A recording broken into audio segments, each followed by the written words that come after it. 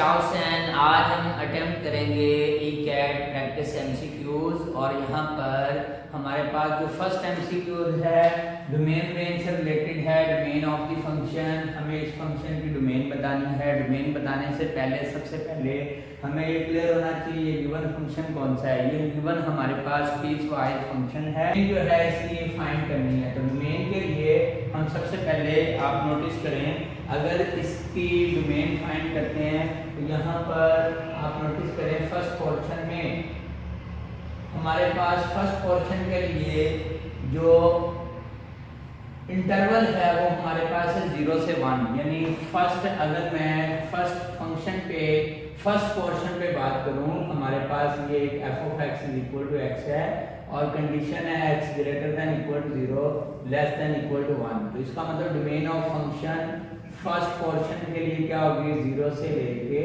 1, 0 include है, 1 भी include है।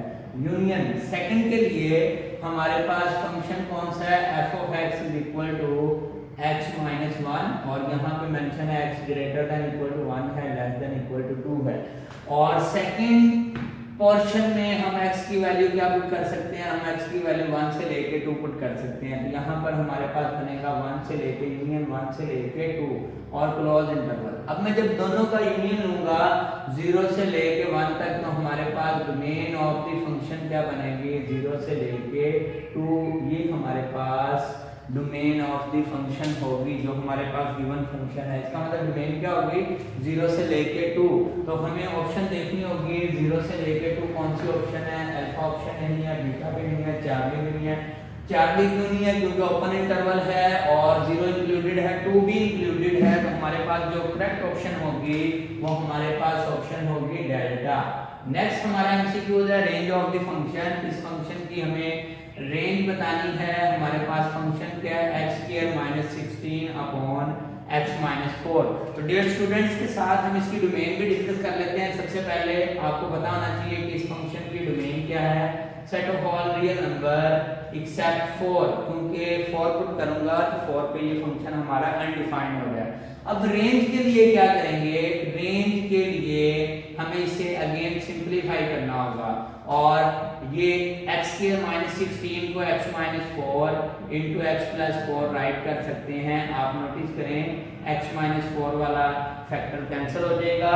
अब इसमें डोमेन की कौन सी वैल्यू पुट नहीं कर सकते, यानी हमारे पास इस वक्त फॉर रेंज के लिए हमारे पास ये फंक्शन बन चुका है और इसमें हम कौन सी वैल्यू पुट नहीं कर सकते, 4 पुट नहीं कर सकते। अब डेफिनेटली जब एक नंबर पुट नहीं करेंगे डोमेन से तो रेंज में भी एक आंसर नहीं आएगा और वो आंसर कौन सा होगा, 4 पुट करने पे क्या आ रहा है, 8। तो इसका मतलब इस फंक्शन की जो हमारे पास रेंज है, रेंज ऑफ द फंक्शन क्या होगी, रेंज ऑफ द फंक्शन होगी set of all real number except 8। और इसको हम ऐसे भी राइट कर सकते हैं set of all real number except 8। तो इसका मतलब है ये जो हमारे पास गिवन फंक्शन है, इस फंक्शन की रेंज क्या होगी, रेंज होगी set of all real number except 8। तो हमारे पास यहाँ पे सॉरी ऑप्शन में क्या होगा, +8 है। तो कौन सी ऑप्शन है हमारे पास, अगेन यहाँ पर भी हमारे पास डेल्टा ऑप्शन है रेंज के लिए। अगर यहाँ पर वो क्वेश्चन में ये पूछता domain of the function range की बजाय डोमेन थी, देन क्या ऑप्शन होनी थी, देन ऑप्शन होनी थी beta set of all real number except 4। Next हमारा एमसीक्यू है domain of cos hyperbolic x is. अब सबसे पहले डियर स्टूडेंट आपको फार्मूला आना चाहिए, cos हाइपरबोलिक x किसके इक्वल होता है, cos hyperbolic x e to the power x plus e to the power -x upon 2। अब आप नोटिस करें जब मैं यहाँ पर 0 पुट करूंगा तो 1 + 1 2/2 हमें क्या मिल रहा है 1। इसके e to the power x का आंसर कभी भी नेगेटिव नहीं आता। इसका मतलब सबसे पहले तो हम बात कर रहे हैं डोमेन की। तो डोमेन में यहाँ पर ये जो हमारा फंक्शन है ये किसी भी नंबर पर अनडिफाइंड नहीं है। फर्दर मैं इसे ऐसे भी राइट कर सकता हूँ e to the power 2x + 1 upon 2 e to the power x। ये हमारे पास फंक्शन है। यहाँ पर x की पॉजिटिव नेगेटिव फ्रैक्शनल वैल्यू कोई भी पुट करेंगे तो फंक्शन हमारा क्या रहेगा, फंक्शन हमारा डिफाइन ही रहेगा। इसका मतलब domain of cos hyperbolic x क्या है? Domain of cos hyperbolic x है set of all real number, यानी -∞ टू +∞। हमारे पास जो करेक्ट ऑप्शन है वो क्या है? अल्फा। और इसी फंक्शन की अगर रेंज पूछता तो रेंज के लिए आप नोटिस करें, जब मैं 0 पुट कर रहा हूं तो 0 पे मुझे क्या मिल रहा है? 1। इसका मतलब इसकी हमें जो स्मॉलेस्ट वैल्यू मिलेगी रेंज में वो क्या मिलेगी? वो हमारे पास 1 मिलेगी, और 1 से ऑनवर्ड 1 टू +∞। डियर स्टूडेंट, अगर इसी क्वेश्चन में cos हाइपरबोलिक x की डोमेन की बजाय रेंज पूछता तो रेंज बननी थी सेट ऑफ रेंज बननी थी 1 टू इन्फिनिटी, और 1 इंक्लूडेड है। 4 भी ऑप्शन होनी थी रेंज के लिए। तो यहाँ पर cos हाइपरबोलिक x का फंक्शन राइट करके हम डोमेन डिस्कस कर सकते हैं, रेंज डिस्कस कर सकते हैं। सेम sin हाइपरबोलिक फंक्शन है, हाइपरबोलिक फंक्शन से डोमेन और रेंज डिस्कस कर सकते हैं। नेक्स्ट हमारा एमसीक्यूज है range of the function f of x is equal to x square plus 3x plus 2 upon x plus 1। Same ऐसा ही क्वेश्चन है।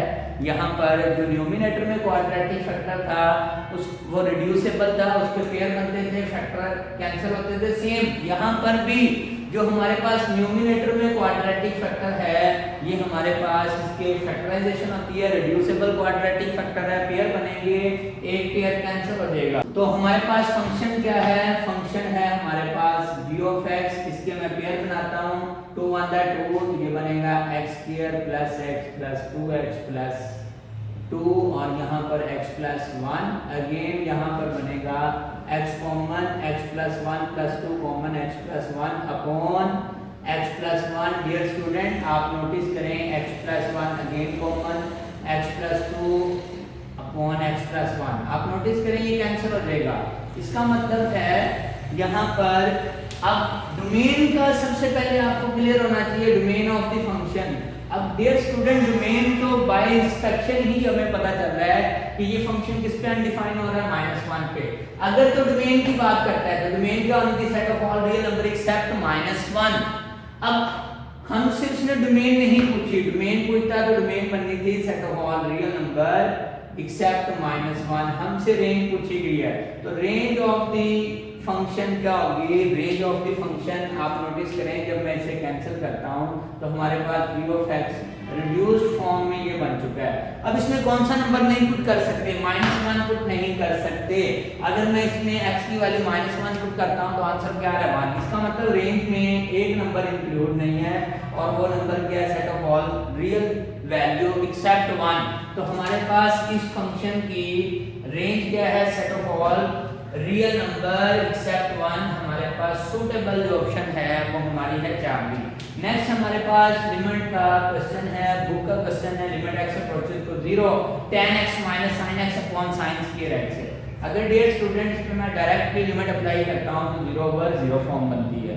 अब 0 ओवर 0 फॉर्म बनेगी, आपके माइंड में फौरन आएगा लोपिटल रूल, न्यूमिनेटर पे लोपिटल रूल, डिनोमिनेटर पे लोपिटल रूल। अब यहाँ पर लोपिटल रूल अप्लाई करते हैं तो ये प्रोसीजर लेंथी है। क्यों बोला?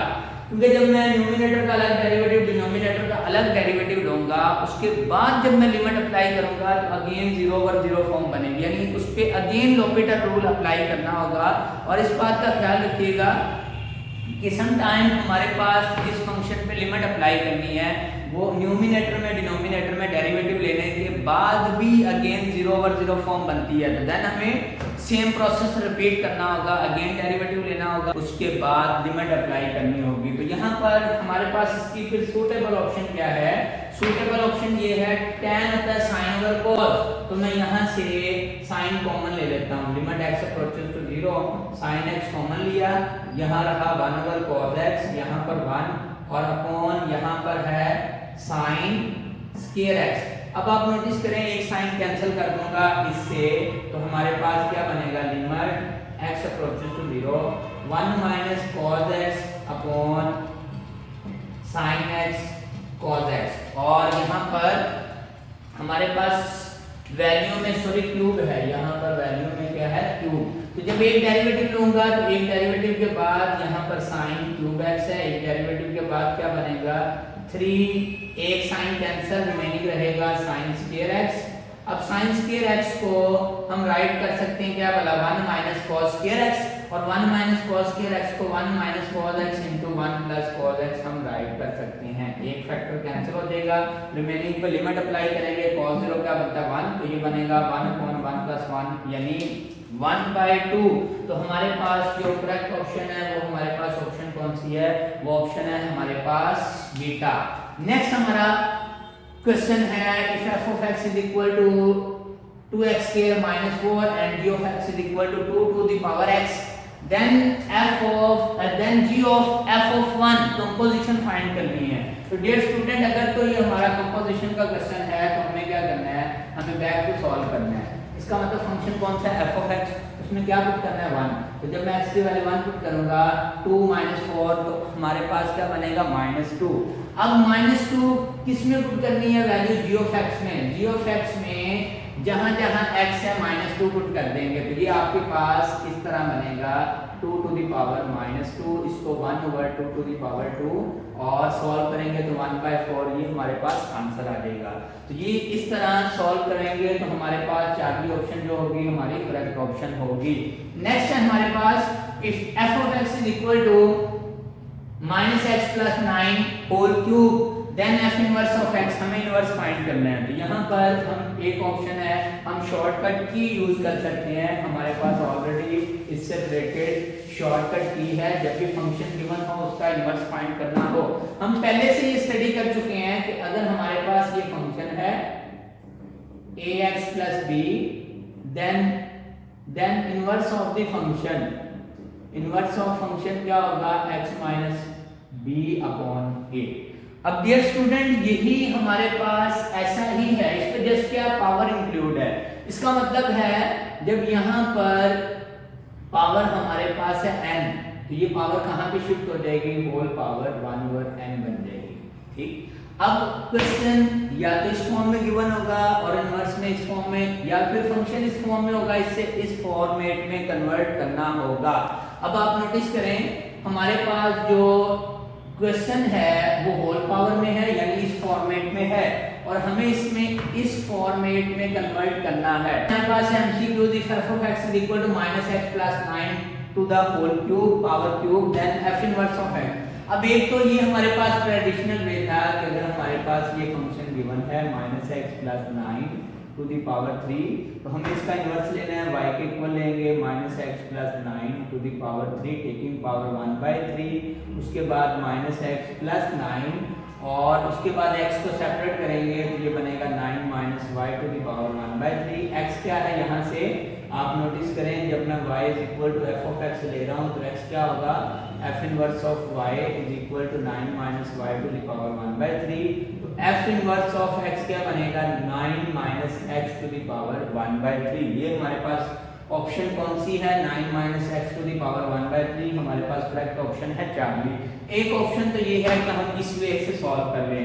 सेकेंडली हमारे पास ये ऑप्शन है कि अगर हमारे पास ये फंक्शन है f of x, हमारे पास क्या है f of x is equal to a x to the power n plus b, then जब हमें इसका इनवर्स लेना है तो इनवर्स क्या बनेगा x minus b upon a to the whole power बनेगी 1/n, यानी जो यहाँ पावर है वो होल पावर में शिफ्ट हो जाएगी।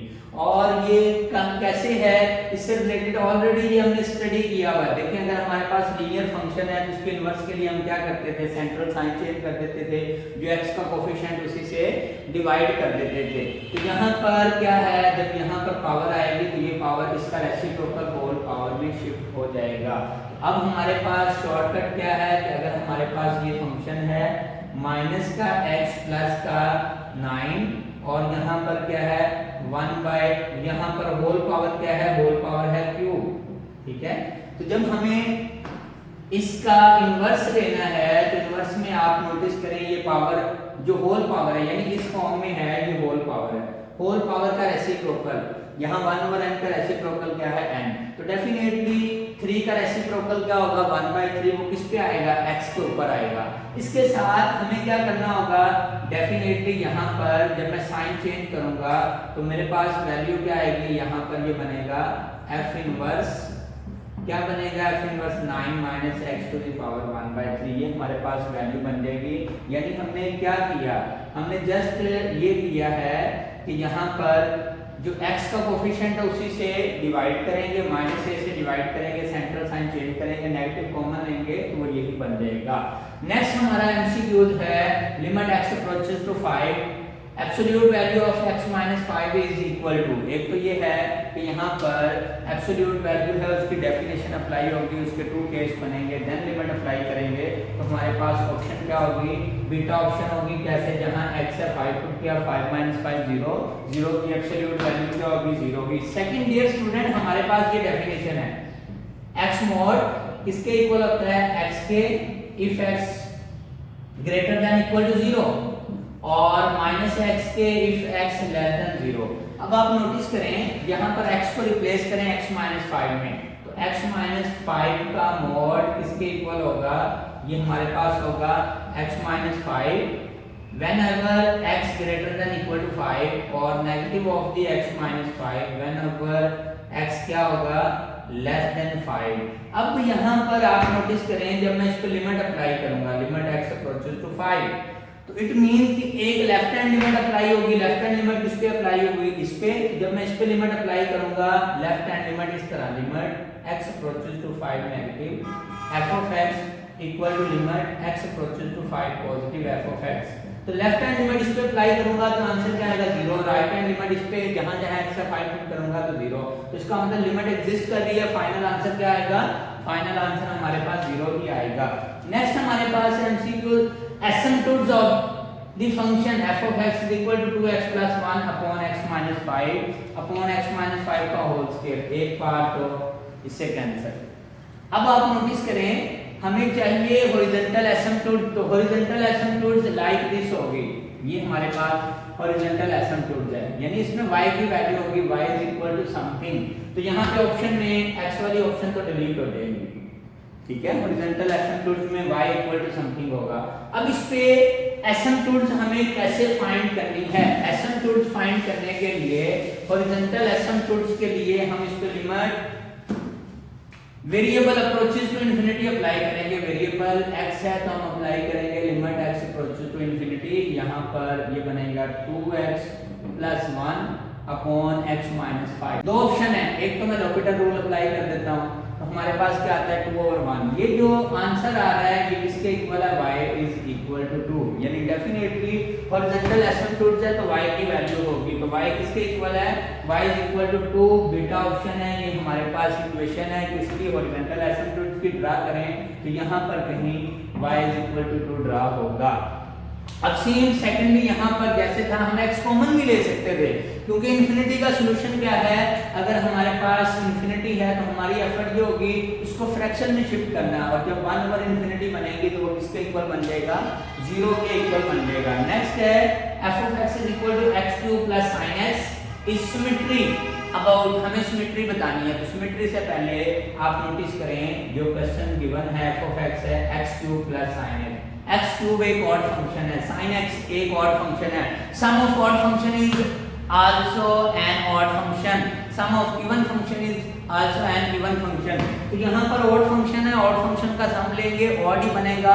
अगर ऑड फंक्शन है तो सिमेट्री अबाउट ओरिजिन होगी, अगर हमारे पास इवन फंक्शन है तो सिमेट्री अबाउट y एक्सिस होगी। तो अगर ये ऑड फंक्शन है तो इसकी सिमेट्री क्या होगी, सिमेट्री अबाउट ओरिजिन होगी, यानी हमारे पास सूटेबल ऑप्शन जो होगी वो हमारी सूटेबल ऑप्शन होगी 4 डी। तो माय डियर स्टूडेंट ये आज का लेक्चर था, आपको इस लेक्चर से रिलेटेड कोई सजेशन हो, रेक्टिफाई करवाना हो तो प्लीज इनबॉक्स में कमेंट कीजिएगा, और अगर आपको लेक्चर अच्छा लगे तो आप लेक्चर को लाइक कीजिएगा, सब्सक्राइब कीजिएगा, बेल आइकन प्रेस कीजिएगा, मल्लेदारा से शेयर कीजिएगा। Thank you so much.